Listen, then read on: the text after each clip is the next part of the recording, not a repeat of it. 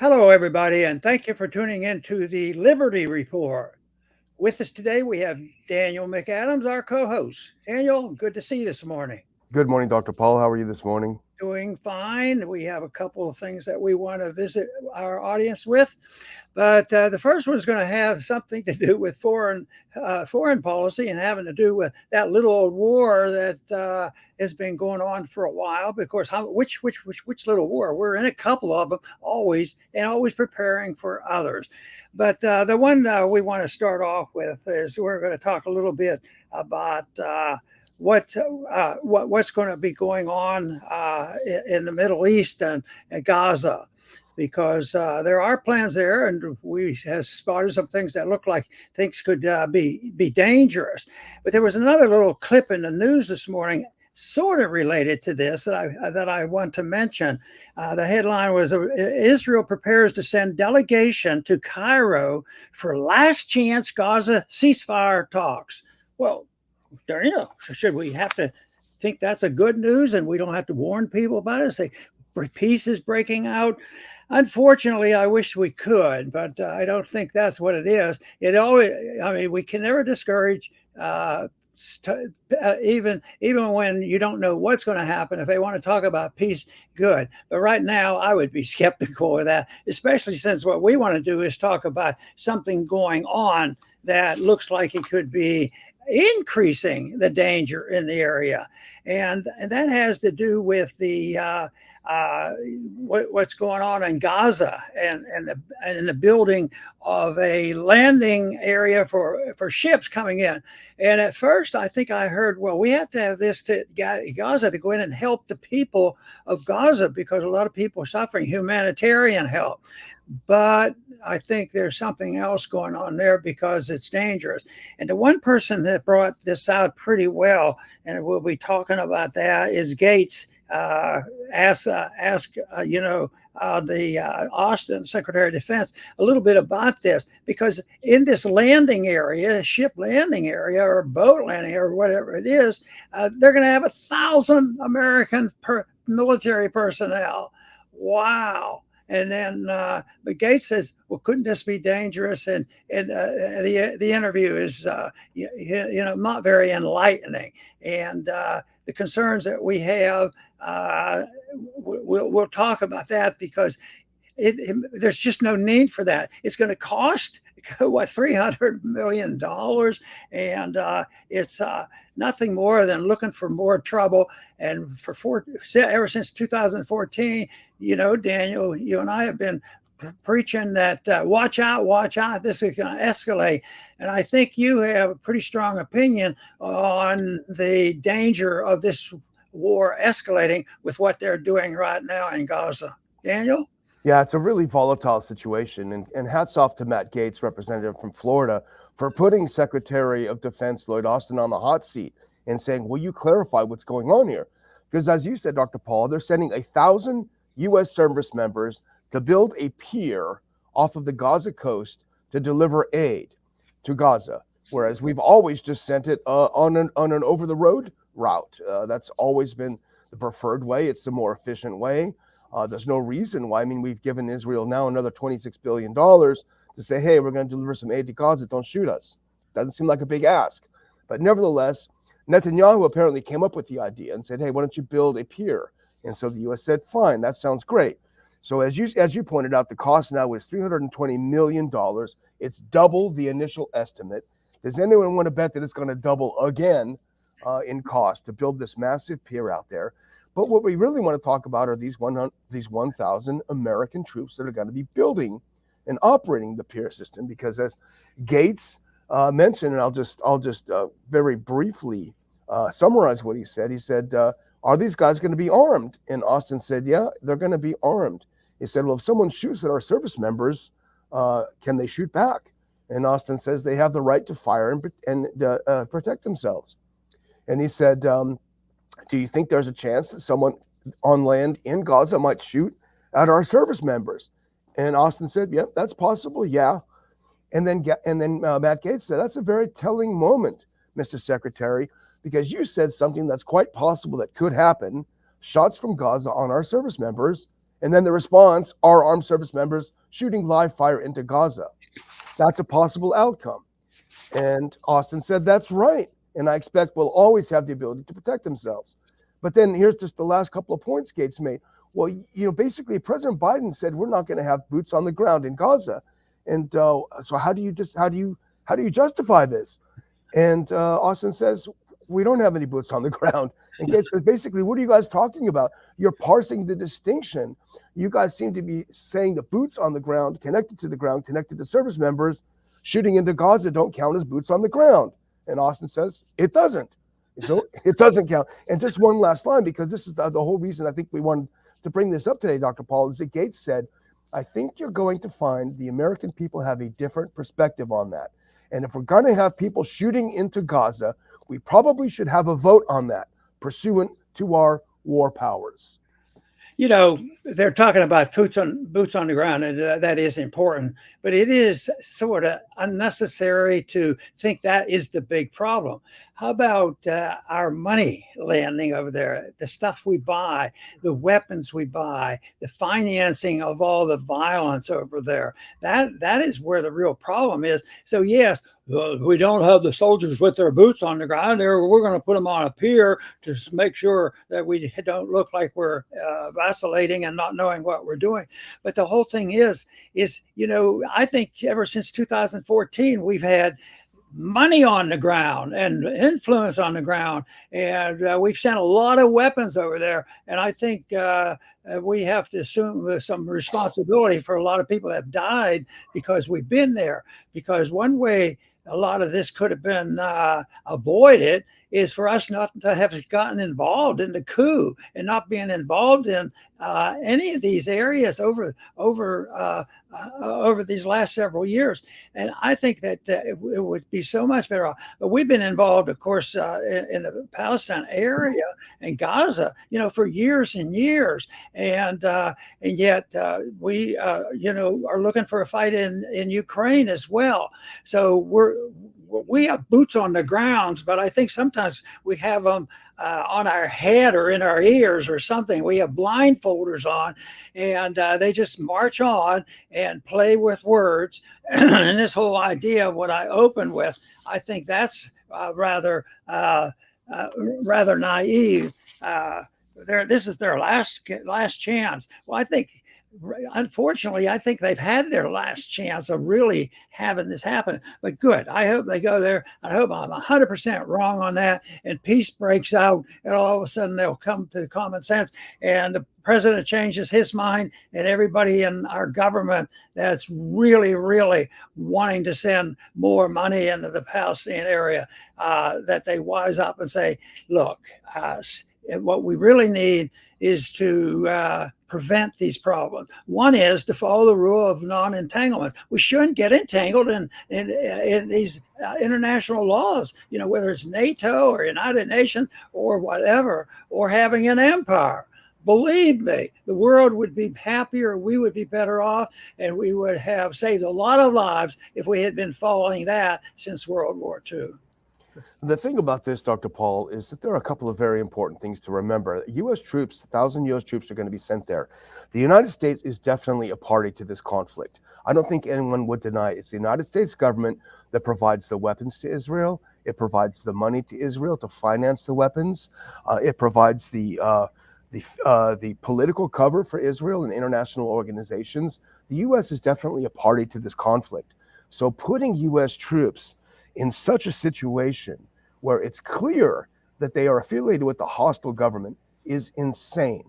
I don't think anybody in his or her right mind would put U.S. troops in a situation where they were clearly a party to the conflict and then say, well, if someone shoots at them, they'll shoot back. I mean, without air cover, these guys are sitting ducks. Guys and gals are sitting ducks. To people who, whatever you feel about the Palestinian cause, people are angry that the U.S. provides weapons to their adversary. And we would feel the exact same way if the shoes were on the other foot. So without air cover, these guys and gals are sitting ducks. So what does that mean? The next step is going to be an escalation. It's going to be U.S. air cover.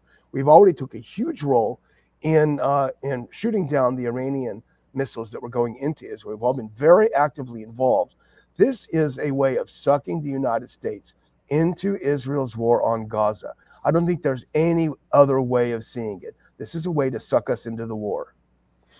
There are some people on the Democratic side that are close to Biden, and I think their advice to him is, if this gets out of hand and there's a real war, you're not going to be reelected. Well, lo and behold, maybe that's going to be the case anyway, because I don't think they're going to be able to back out. But that's getting their attention, because it's becoming a political issue. It's divided the Democrats on the issue, as well as I think the Republicans are more organized on it. When you see the votes that come up for funding, I mean, it just seems to overwhelm. But there certainly is a group of Republicans that are for it. So we have groups, the two groups that we have, if we can get them together, and that would be, the people who are more pro-peace in the Democratic Party as well as the Republican Party. It seems like there's a base there that could be cultivated where we'd have less of the. But the way, when I see these things happening over a period of time, I keep thinking sooner. Don't wait so long. Don't wait for the killing. Don't wait for this stuff to backfire. And yet right now we're so embedded. And when you look at it being embedded into a lot of nonsense, just look at Ukraine, how much we've been involved there, how many dollars there. And we're always looking for more. This recent budgeting, permitted by the Republicans is, stirring things up with Taiwan and China unnecessarily. So bad policies give us, bad results. I'm afraid that's what we've been talking about a lot. But what I would like to see, and we get other people to agree with us, Daniel, that our policies and what we're talking about much different. Unfortunately, they're different because we're thinking about what were the traditions that we were introduced with when we had a constitution. And that was an empire and endless spending and endless debt to promote special interest politics and letting the military industrial complex, be king of the hill. That has to be changed if we want to live in a peaceful world. And the thing is that the Palestinians may shoot at the troops. That's very possible. As I said, the U.S. is considered a party to the conflict, so that could escalate it. But you certainly can't discount the possibility of a false flag. You may well see the Israelis shoot at the American troops because they want to suck the Americans into their war. They're not doing very well. I wrote an update to RPI subscribers last week, I think it was, where I quoted some former senior military officials from Israel saying, we're not winning this war. It's not going as well as we'd hoped it would. So they may want to bring in the U.S. So there's the incentive for a false flag. There's the incentive for the Palestinians to shoot at us because we're providing weapons to their enemies. The only thing that there's not an incentive to do from our perspective is to put American troops in the middle of it. That seems like the most insane thing, especially if you care about the troops. Yes, and I think I'm ready to go on to the next item, Daniel, unless you have another comment on this one. Nope, sounds good. Okay. The next one deals with our Department of Justice. Our Department of Injustice, because it seems like there's a total disaster in the Department of Justice, and it's not by one party. Right now, the party in charge is certainly divvying out all the injustice, but it's been going on and for a long time. Of course, I think there's been a lot of injustice and the taking over of the system. And I dated back into the 1960s when we had the 3 assassinations and an endless war in Vietnam and all, and that we lost a lot then. But systematically, this has all continued, and it's gotten worse, really. And to one point that I want to, that people have in their mind, and it's affecting the campaign now, is the J6 event where people are still suffering. There was no rule of law. There are people in prison for a long time, and it's just way out of control. But there's one incident I want to bring up, Daniel, that speaks, because it's the whole idea of the Department of Justice. And for this individual that we're going to talk about, there's probably many more. Just like there's a lot of people sitting in prisons for political reasons that we haven't heard about yet. We do hear about the Assange type problem, but our Department of Justice is nothing to brag about. And also our intelligence services have backfired and have done more harm to Americans than protecting us. But the story, Daniel, that I wanted to bring up was has to do with a right to life person. And she was arrested because she was speaking, or she was standing just making a point, and was arrested. Exclusive. Jailed pro-lifer says she was kept in solitary confinement for 22 days with lights on 24 out of 7. And it's a really sad story, but she showed a lot of courage. But there has to be others like this too. But at this point, I mean, the motivation for punishing her was the fact that she had views where she felt, and I agree, she was trying to protect life. She wasn't committing violence. Just think of the people committing all the violence and killing, and they hardly get a slap on the wrist. But here, this punishment is going on, and she can face a long sentence, and there's now people seeking to try to get her some help. But this is just another example, Daniel, I think, of the deterioration of our judicial system. Yeah, her name is Heather Adoni, and I hope that's the right pronunciation. She was arrested because she violated the Bill Clinton era Freedom to Access Clinic Entrances, the FACE Act. And apparently what that is that you cannot interfere with people who are trying to get into an abortion clinic. And I guess, as you say, as a right to life activist, apparently she was attempting to counsel people on the entrance to an abortion clinic and trying to dissuade them from getting the abortion. So she has been arrested, and she's, as you say, she's facing a serious sentence. She was dragged into the courtroom in shackles. Her hands were shackled. They were shackled to her waist, and her ankles were shackled. This is a late middle-aged, peaceful woman, and she was treated as if she was Charles Manson or something, brought into the courtroom. So that and the other ways that she's being treated, as you say, Dr. Paul, really calls into question whether we have a blind justice system in the U.S. or whether, like under the Soviet Union, we have political justice. Political prisoners are treated much differently than those who are in the favor of the state. But you know, the government had to justify this severe punishment, and the reason she went into solitary confinement, she was sharing food. Oh no. With fellow prisoners, because she felt, sorry for them too. They were probably in a similar condition. But think of that vicious crime: sharing food and protecting life. And that's the thing that motivates our government to really punish those people, because they're really bad people. What if truth breaks out? Then they won't have control of the whole system if people start telling the truth and making justice a little bit more just. Yeah, and for this nonviolent protest that she was doing, or nonviolent action, it is civil disobedience, because there is a law. Whether or not it's just is one thing. It's civil disobedience. But she faces over 50 years in prison and $1 million fine for simply standing on the sidewalk and trying to discourage people from getting an abortion. And we got the story from LifeSite News, and they point out that if she does get the sentence that she's facing, it will be the single longest prison term in history of the United States for civil disobedience. So she's a dangerous criminal. She's got to be off the street, right, Dr. Paul? It's there's need to be a correction. I talk a lot about the bankruptcy we have, and I talk about the financial bankruptcy, but I also talk about a moral bankruptcy. And I think this is a pretty good example of a moral bankruptcy on where our society is going.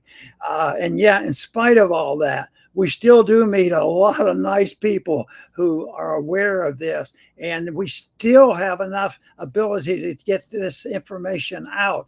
Although, the propaganda machine in both political parties is pretty strong, but at least there's some discussion. And the internet has a lot of shortcomings, but there's a lot of benefits from it too, because we like to get our message out this way, encouraging other people to join us in our effort. Yeah, well, the final one we want to talk about, Dr. Paul, is something that you noticed also in LifeSite News. And it's a fascinating story. You're not supposed to talk about it, but there was a Rasmussen poll recently about write-in ballots. And the headline of the story is 1 in 5 mail-in voters admitted to committing voter fraud during the 2020 election, according to a recent Rasmussen poll. 21% admitted to illegally filling out the ballot on someone else's behalf, and 17% admitted to voting from a state where they were not a legal resident. So unless they're lying on this poll, Dr. Paul, we've got an election problem here. Right. The 2020 election is still being talked about.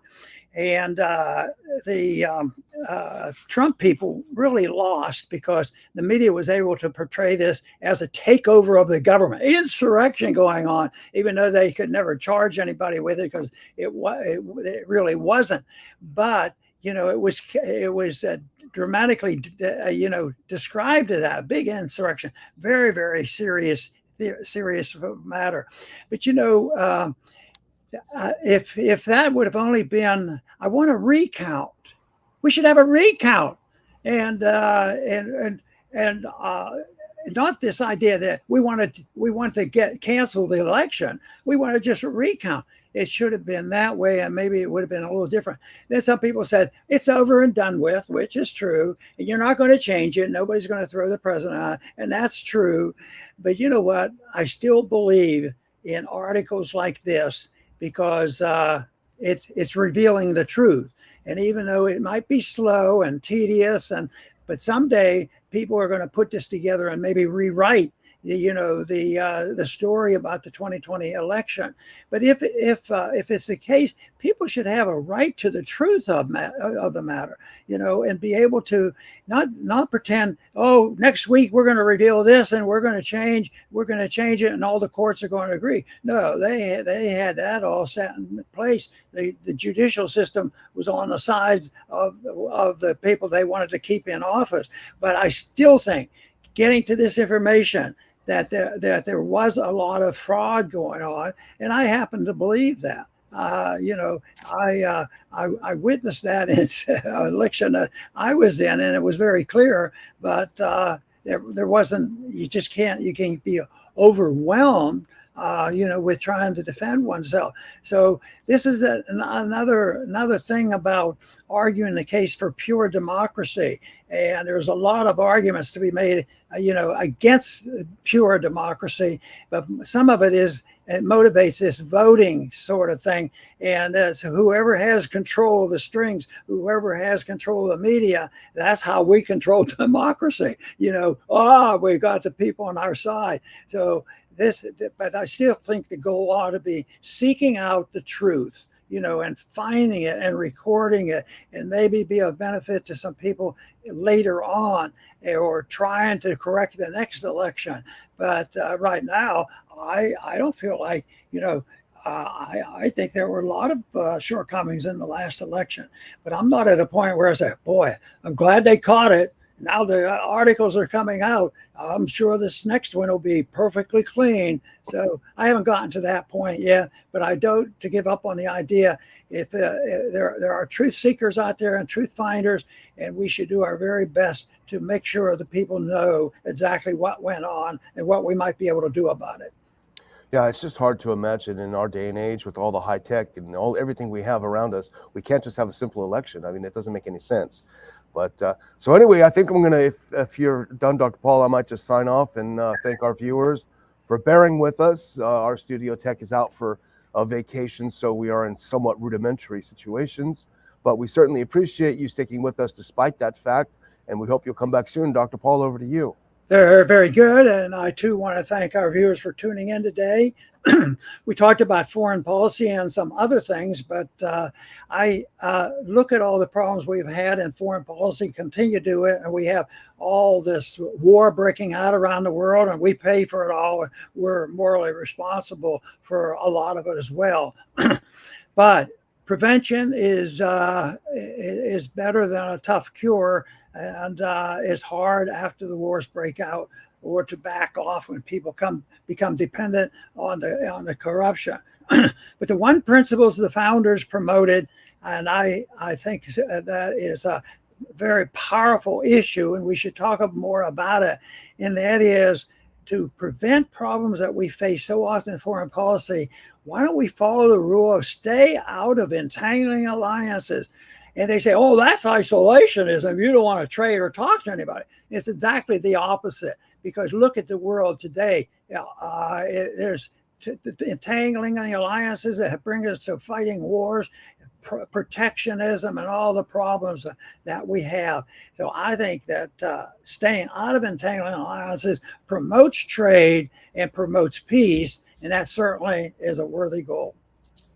I want to thank our listeners and viewers for tuning in with this program today. Please come back soon.